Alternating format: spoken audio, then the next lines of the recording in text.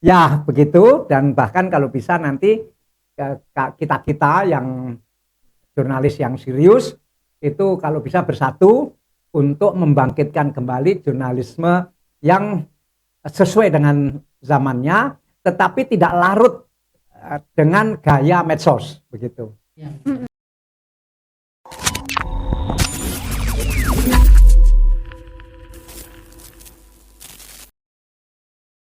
Assalamualaikum warahmatullahi wabarakatuh. Salam sejahtera untuk kita semua. Suatu kebanggaan hari ini Sumik.co kedatangan Bapak Dahlan Iskan. Beliau adalah mantan Menteri Badan Usaha Milik Negara dan juga mantan CEO Jawa Post Group. Nah, hari ini kebetulan beliau datang ke Palembang ke Sumik.co. Ini bagi kami beliau adalah guru, orang tua, inspirasi seperti itu ya. Pastinya kami banyak belajar dari beliau dan hari ini beliau ada di sini tentunya menjadi satu kesempatan bagi kami. Baik, selamat sore Pak Dahlan. Selamat sore. Oke, senang sekali. Saya manggil siapa? Mas Raffi, Pak. Raffi. Iya, senang selamat sekali. Sore Raffi. Senang sekali bisa. Saya juga senang ketemu langsung.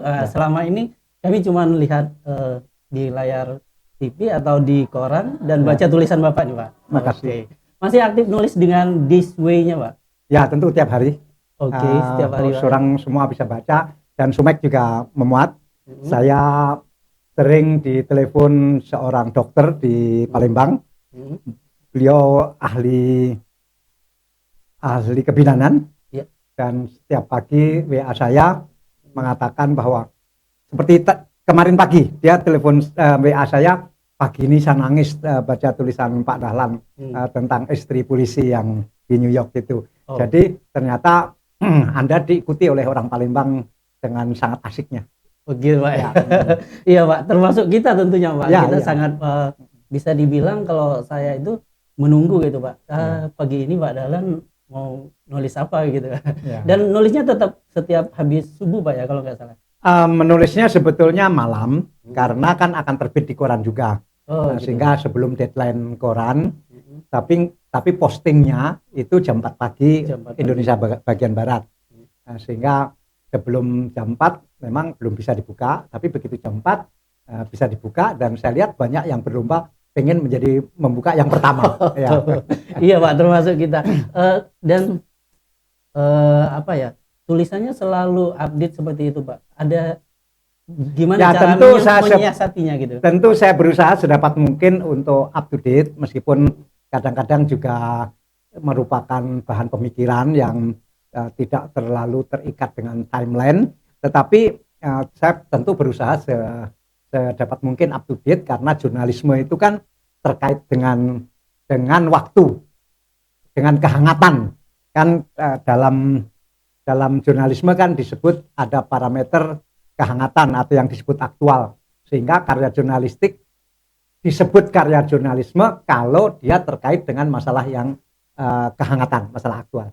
Nah itu yang sebetulnya mungkin agak susah Pak ya, sesuatu yang update kemudian kita explore lagi dan ada nilai plusnya di sana gitu Pak, ada pembelajaran yang bisa didapatkan oleh pembaca. Tentu mungkin karena latar belakang saya yang relatif macam-macam, mulai dari media, kemudian bisnis, kemudian jadi dirut PLN, kemudian menjadi Menteri BUMN, dan kemudian ada masalah sehingga saya harus mempelajari banyak masalah hukum, sehingga mungkin latar belakang saya yang berbagai macam itu ikut mewarnai ketika saya menulis, sehingga ada pengkayaan dari bahan yang ada di media karena saya punya latar belakang itu. Oke.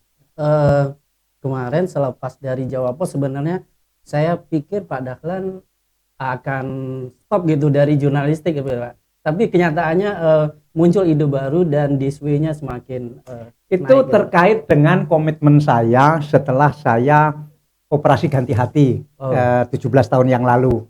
Waktu itu saya semacam bertekad tidak akan terlalu kerja keras untuk perusahaan karena perusahaan sudah ada yang ngurus, teman-teman yang muda yang mengurus perusahaan, sehingga saya akan konsentrasi ke satu, mengurus pesantren karena saya punya warisan pesantren keluarga dari leluhur.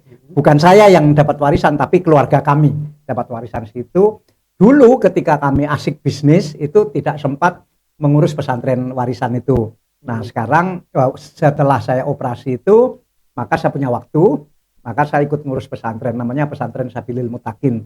Kami punya 200 madrasah, 120 madrasah di Jatim bagian barat. Kemudian saya waktu itu juga bertekad untuk menulis buku, dan saya sudah menulis kira-kira 7 buku. Satu lagi saya bertekad untuk membina jurnalis-jurnalis muda.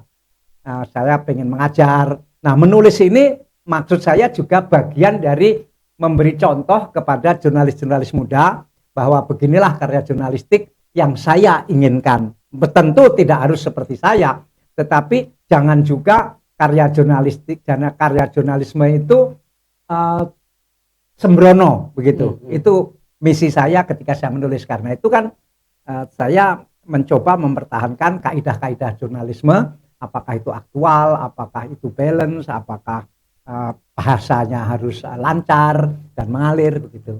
Jadi itu bagian dari komitmen saya setelah saya sembuh dari sakit kanker hati dulu. Dan akan terus menulis dan akan terus mengembangkan jurnalistik, Pak ya? Ya begitu, dan bahkan kalau bisa nanti kita yang jurnalis yang serius itu kalau bisa bersatu untuk membangkitkan kembali jurnalisme yang sesuai dengan zamannya, tetapi tidak larut dengan gaya medsos begitu.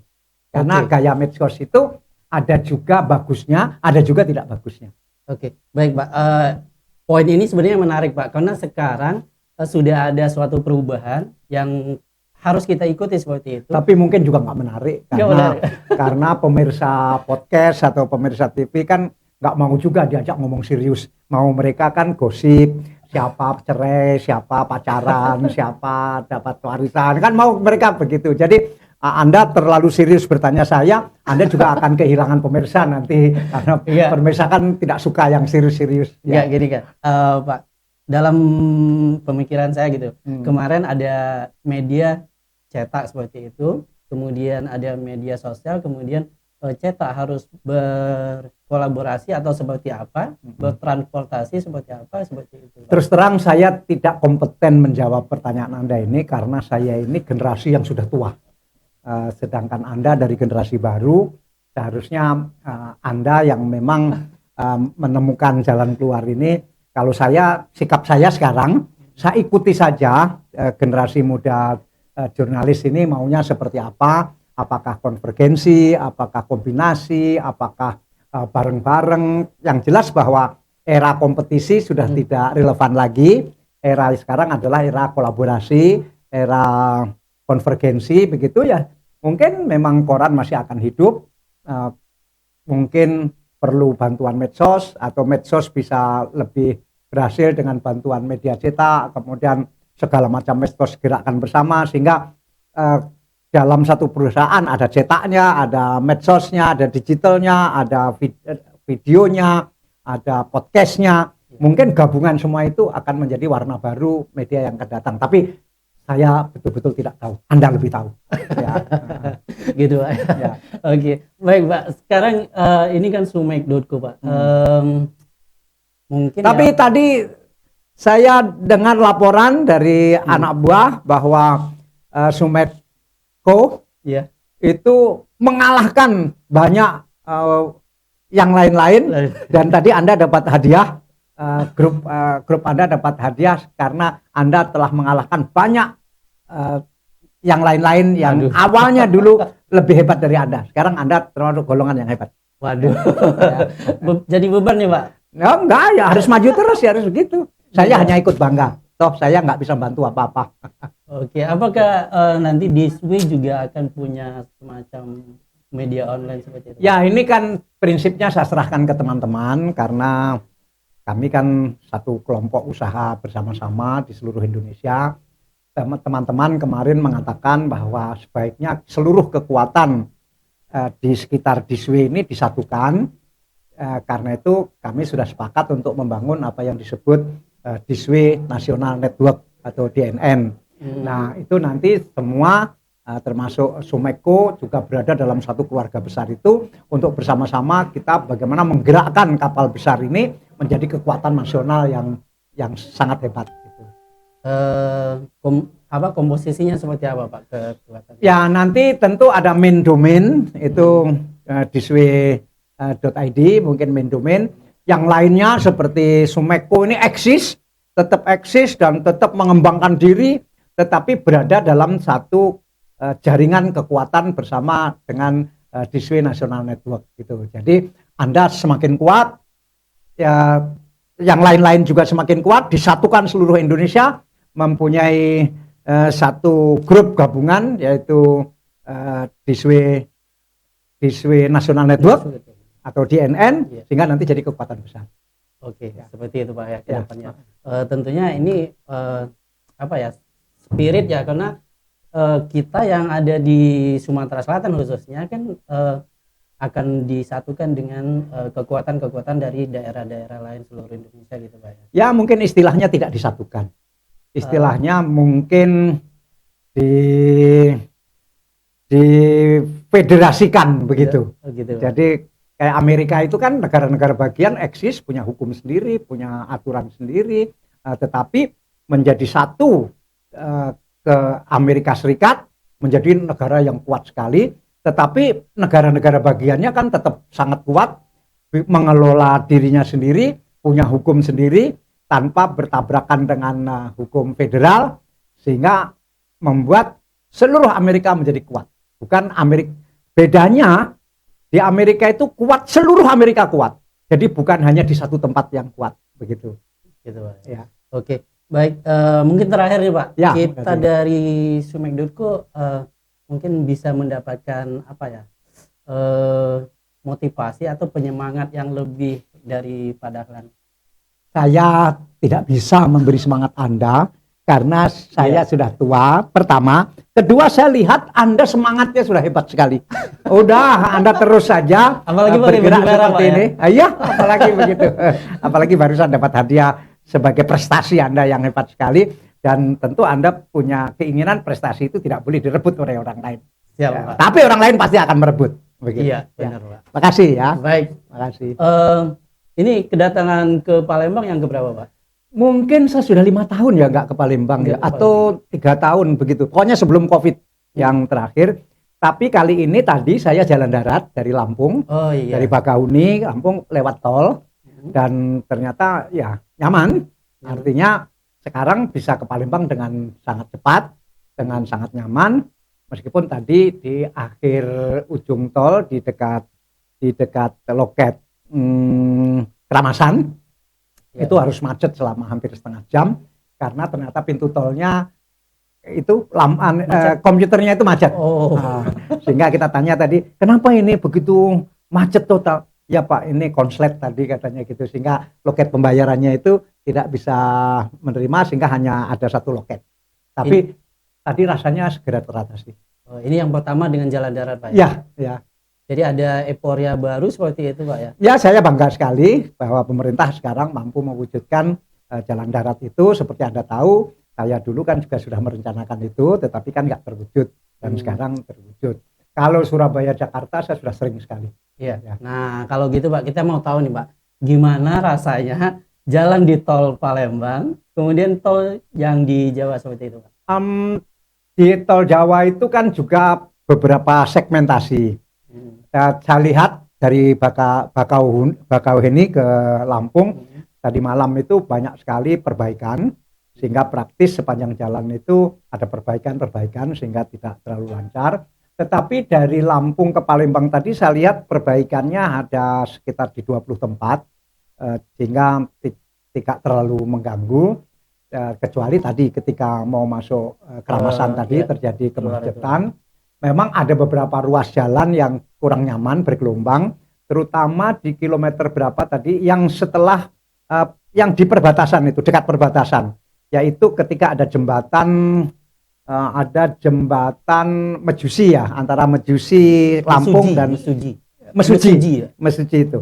Sehingga tadi saya lihat sangat bergelombang, kira-kira 1 kilometer lah begitu, tapi selebihnya oke, kurang lebih sama. Di Jawa juga saya bisa berkendara dengan cepat itu dari Surabaya ke Boyolali. Kemudian Boyolali Semarang itu jalannya turun naik sehingga harus hati-hati.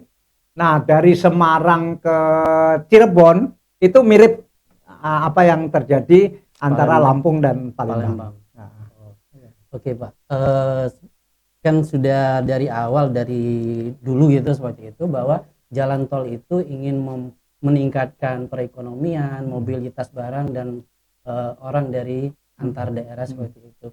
Berarti sekarang menurut Pak Dahlan nih, dari kacamata Pak Dahlan, misi pemerintah itu sudah tercapai? kalau toh sekarang belum berhasil, akan berhasil. Akan. Karena itu sudah hukum di berbagai negara terbukti bahwa akses jalan, saya tidak menyebut jalan tol, akses jalan yang bagus itu akan menurunkan inflasi dan akan memperlancar angkutan barang dan orang, dan itu kaitannya dengan pertumbuhan ekonomi. Katakanlah sekarang belum tercapai, tetapi 2, 3, 4, 5 tahun yang akan datang saya yakin itu akan sangat berhasil. Tadi saja saya lihat bahwa ternyata cukup ramai. Ternyata tidak seperti di berita-berita, sepi sekali, nanti bagaimana, siapa yang lewat sana. Ternyata cukup ramai tadi. Iya, dan sempat ada konvoi truk, konvoi bis. Saya lihat, ternyata ramai. Ya. Oke. Ya. Baik Pak Dahlan, terima kasih sudah bersedia. Terima kasih. Baik, itu tadi perbincangan kita dengan Pak Dahlan Iskan. Mudah-mudahan ke depan beliau bisa mampir lagi ke sini dan kita bisa ngobrol-ngobrol lagi. Wassalamualaikum warahmatullahi wabarakatuh. Salam.